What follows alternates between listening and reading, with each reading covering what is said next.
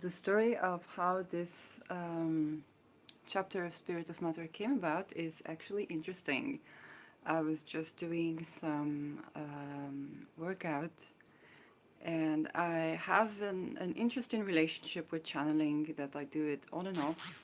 And I was doing some workout, and it was like a combination of kickboxing, and then it was like I had like the image of Jean Claude Van Damme, and I was like, okay, up next I'm gonna do Van Damme's chart.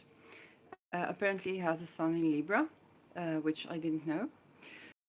Um, so that's the images. Chose those early images and those contemporary images of Van Damme. And while I was doing my workout, I did not know that actually Van Damme began with dancing before he moved to martial arts. So that was a very interesting, almost personal story of how you can go about and say, okay, I'm letting go of channeling because I just need to protect my boundaries here. And then this thing comes along, and um, yeah, it was just an interesting story, and the way it came about was very interesting. All respect to Mr. Van Damme. Um, and now I'm going to go to his natal chart. Yes, so Van Damme, who we know as a martial arts um, hero, was born in 18 October 1960 in Belgium. The place is Saint Agatha Berchem, which I guess is around Brussels, and he was called the muscles from Brussels. So he's 61 years old today, and he has his sun in Libra. So even yes, so that fits our Libra sun season. Ascendant in Libra. The ruler of the ascendant Venus is in the second house. So we can already see that this is a person whose appearance or the way he looks or the way he appears is something that can make him money, make him wealth. He can make wealth by his persona or his appearance or personal path. So following his personal path would be something that's profitable for him.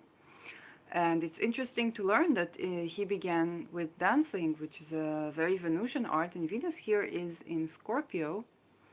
Uh, there are other things I will address as well here, but let's go with the rulership. Okay, Venus is in Scorpio, and who rules Scorpio? Mars and Pluto. So Mars is in the 10th house, which is already what we are known for, our career environment, um, our status. But notice Mars is in Cancer. I will not address Lilith because I think it's like more personal things, and what is not out there I do not address. I only addressed what a person or a celebrity said on public media. Um, so his Mars is in Cancer, and usually we consider Mars in detriment in Cancer, and it's opposing Saturn here in Capricorn. So Saturn is at home in Capricorn, Mars is exalted in Capricorn, and the sign opposite exaltation or rulership is a detriment or a fallen sign. And so Mars in Cancer is not something that we usually consider a great deal of wealth in a person, but here is a person who actually did something quite fascinating with this Mars, and he basically became known for his martial arts abilities and being an entertainer. So he was performing in movies. Again, we have the Sun in Libra next to the ascendant, so the first house, and it's ruling the 11th house, that is Leo. So an 11th house Leo with the Sun, in the first the person who is a performer, who is an actor or actress, um, who is known for his entertaining abilities, perhaps dramatic acting abilities, and this does denote dramatic acting skill. So it's not just being skillful at the martials, but also being skillful as an actor. Uh, so there's an ability that he has. And the sun here is squaring Mars. So there is this, um, it is an aspect, the sun opposite and the sun square Mars bring a person into situation of confrontation. Funny here is that he simply made a career out of it. So he became a performer and an actor and made his career out of fighting in a way that is actually magnificent. Like he made money out of fighting in movies and being entertaining doing that. Um, so it while this aspect could lend a person into fights or into situations of conflict, here we see that this person simply made a career out of it, but not in a malefic way, but actually in an entertaining way. Um, and he considered himself quite lucky to be able to have had a career, because whenever you are an athletic person, there are only so many years that you can do or be at your best or be a top performer, because we age, and it's very difficult to keep up with that level of energy as you grow older. So he definitely made it when he was young enough and potent enough in terms of his skills and martial arts skills and physical energy to perform, which was very intense career. We also have Mars opposition Saturn. Um, Mars, any hard aspect of Mars Saturn, whether it's the conjunction or the opposition, even the square, gives us a very durable personality. It means that whatever this person is passionate about or initiates according to his passions, it will be durable. It will the stamina to go on with this. This is not a simple aspect. It's an aspect that gets one into consistent battle, basically, of balancing these two polarities of the youthful energy of Mars, the aggressive energy, the passionate energy, and the durability of Saturn. Okay, Saturn wants to go slow and steady, and wants to go quickly, and having this tension between them can get a person into a lot of frustrations. But those frustrations, how do you let them out? Through consistent action.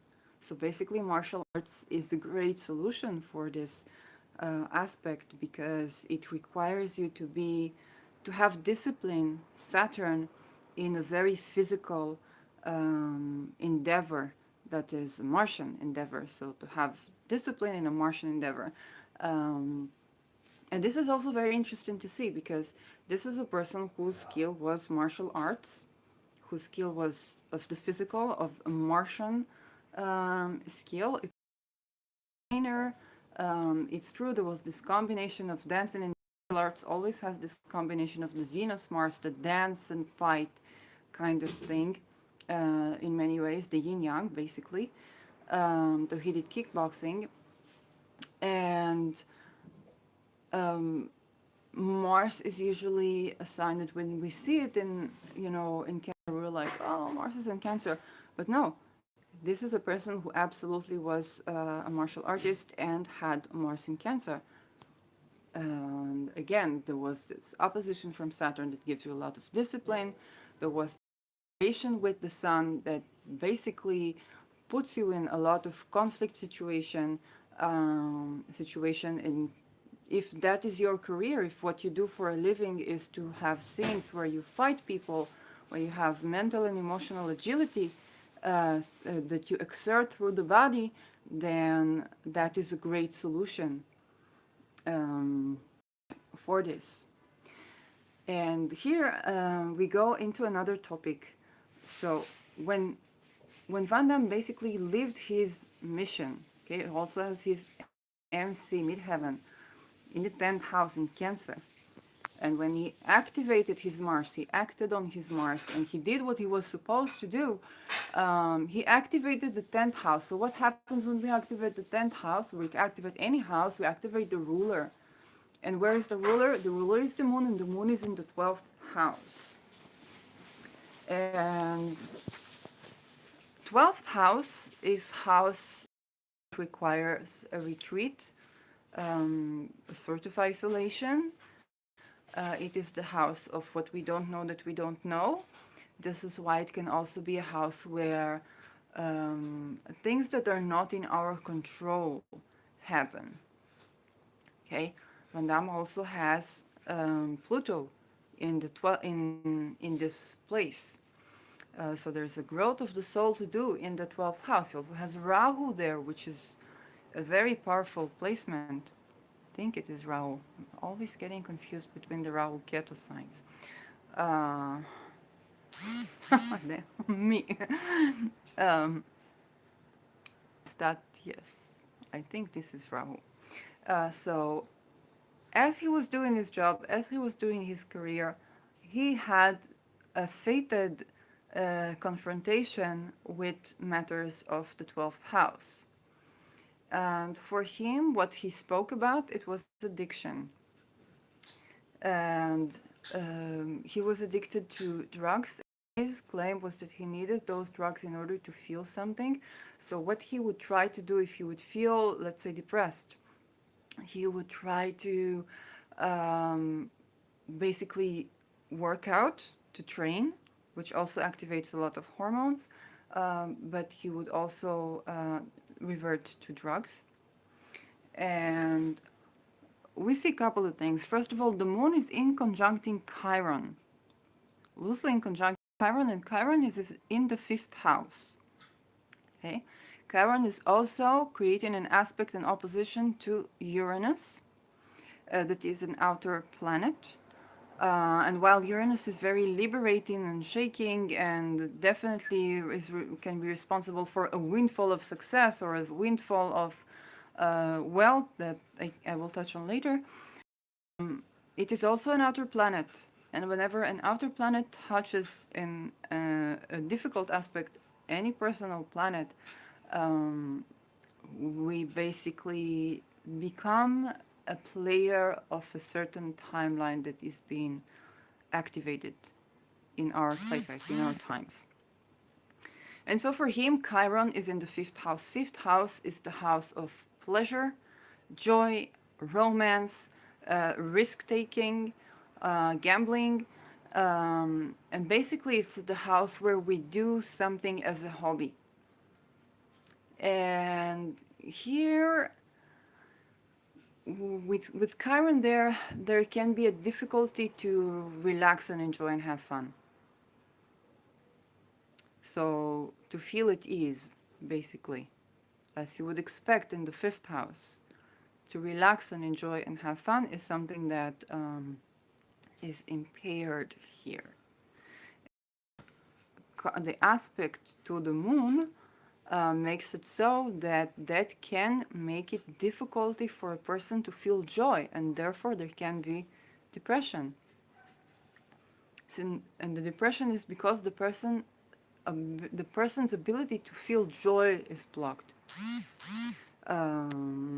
So that can very well be something that someone just copes with, and whether it was because of trauma or not because of trauma, I don't know. But it is the result of that is an attempt to feel joy. So of course, physical activity can bring hormones and blah blah blah, but then he also used drugs, and we the 2nd house has Neptune there, And with Neptune's second house is both our skill and our um, sense of self-worth. And this is also the house of the wealth that we create. There's the wealth that we create by investment or by sharing wealth with the eighth house, and then there is the wealth that we create by earning money because we are skillful at something. So Neptune can bring a sense of sudden losses, but also sudden fame or sudden increase. It can mean that the expenses, this is what we spend money on for ourselves. So expenses on drugs, because Neptune is both the drugs that the doctor prescribes and the drugs that the drug dealer prescribes, which is more often than not the same drug. But again, this means that this person may have expenses that are not in his control and expenses that are on drugs, and expenses that are not in your control and are on drugs is addiction to drugs. It took a while, and he tried to basically deal with drug addiction by training. So he just overworked himself, and that did not manage to the job. Eventually, he went to psychiatry and he was diagnosed with a certain type of manic depression, also bipolar, that is rapid cycle. And that is very interesting. So we have Mercury, the nervous system, square, and these are all things that he spoke about. So I would never do that with something that is not out there, that the person does not deliberately talk about or deliberately tries to advance awareness to mental health. So yes, just to make it very clear, if you see a chart of a celebrity and you see those things, if they didn't speak about it, don't talk about it. It goes without saying. So Mercury here is yeah, Mercury here is squaring Uranus. Uranus is like the higher octave of Mercury, is very much shaking of anything electric, including our nervous system, but also the nervous system of like the masses. It is also the sign where we have claircognizance, so we just know something. Okay, like the physical experience that I had before recording this video. I was doing, workout, and I was dancing and doing kickboxing, and I was like, and then Van Damme, and I didn't know that about Van Damme. I was a big fan of Van Damme. I did not know he was dancing before he began martial arts. So Mercury square Uranus can mean overexcitation of the nervous system. That's one thing. Mercury here is in the house of skill, self-value, your wealth, gaining wealth due to your skill, and expenses. So it can mean also sudden success and sudden windfall. We have Mercury there conjuncting Venus, the ruler of the ascendant, and Scorpio, and the ruler of those is in the 10th house. There can be a sudden success. You can be suddenly successful and then suddenly have to leave his career, or suddenly, like, you're suddenly successful and then you're suddenly no longer that successful, or then you can become suddenly successful again. So that's for one thing. And another thing is when you have a rapid cycle, then Mercury is a fast-moving planet, of course, but here it is Uranus, and Uranus's passage across the ecliptic is strange. It's awkward. This is why it's considered the modern ruler of Aquarius, denoting individuality and that quirkiness, but it's also chaotic, irregular in its fashion. So let's see, a Pluto Mercury can give us a sense where, when Pluto goes direct and retrograde, then we can have the phases of a certain, if there is manic depression or seasonal affective disorder. I don't like these words, but for some people they're helpful. Um, so that can give us a phase where a person is, more depressed or more paranoid or more this. In a slower moving fashion, Uranus gives us the unexpected, the rapid cycle, where you can become overexcited and then poof, it's like one line, and then overexcited and then irregular way of having energy circumventing across the nervous system. Uh, and so eventually the expenses on drugs became expenses on prescribed drugs, and then uh, basically Van Damme treated his uh, rapid cycle manic depression with medication. Okay, so again, the expenses, the Neptune expenses became expenses on medication that are prescribed by a doctor to balance his level of excitatory of the nervous system.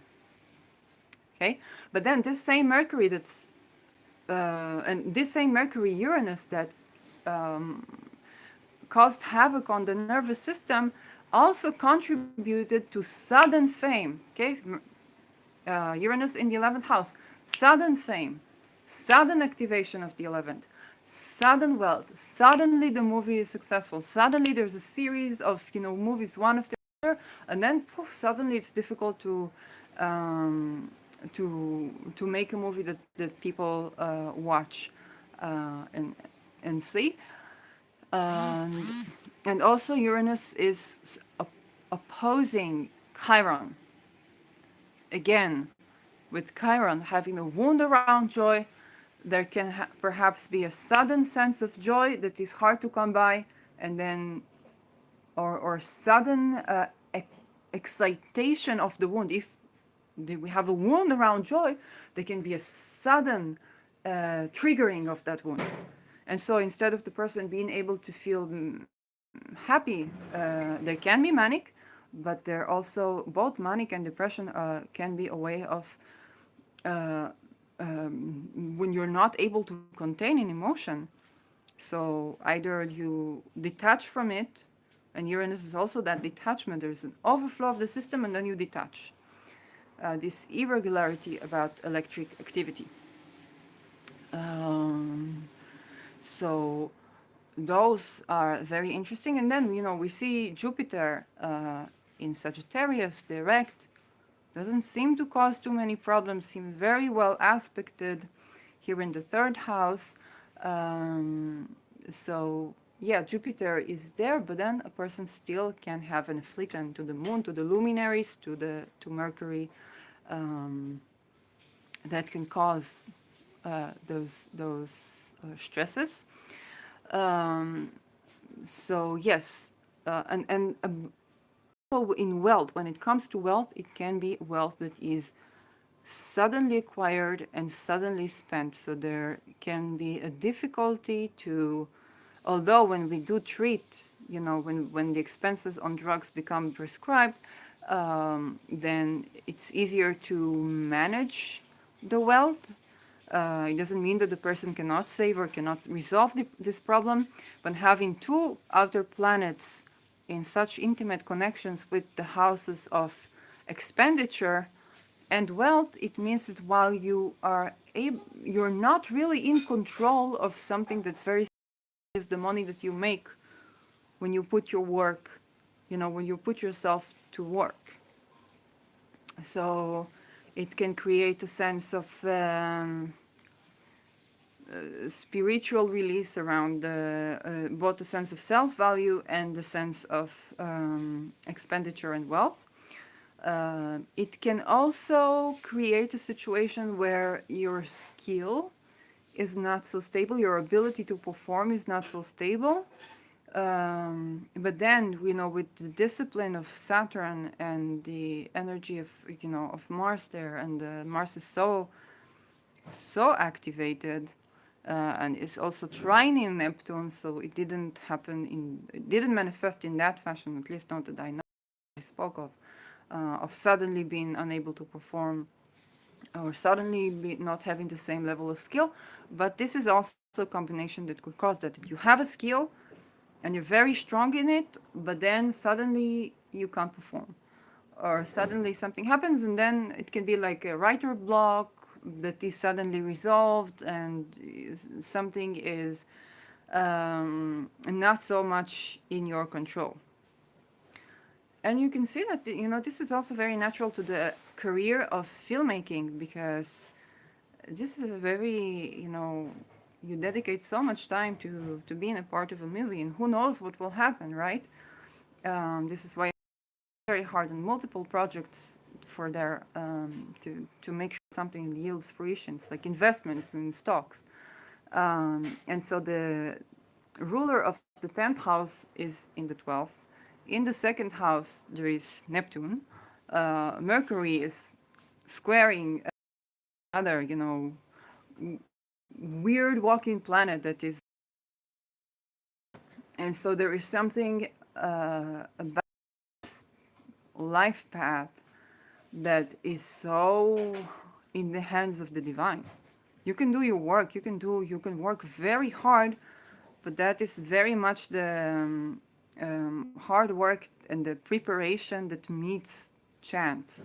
You got to be prepared for when luck comes by, but there is so much in the hands of divinity. You can be very talented, very skillful, very hardworking, and it depends on when that flash of luck is going to come by, suddenly come, suddenly go,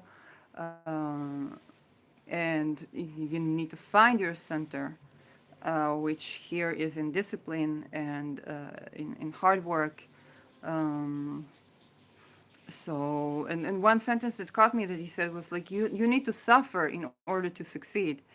And this is very Mars Saturn. This discipline, suffering, pushing through the difficulties, and then success comes. But it's not without a lot of very intense mental, emotional, and psychological and physical hard work. So that was my honoring of Jean Claude Van Damme, Sun in Libra for the Sun in Libra season. Um, and I think he still has his Netflix series that you can watch. You can put the link down below. And I'm Shirley Youngblood, Talishir on Twitter, Shirley Youngblood on Instagram. I do the readings, so you can DM me for that. And I also can advise you on what crystals to work with for you, not as a talisman, just a crystal that you can, what crystal would be fit for you for now. So I'll see you in my next video. This was Spirit of Matter with Jean Claude Van Damme. And now that same thing that goes by every time, yeah, I do it.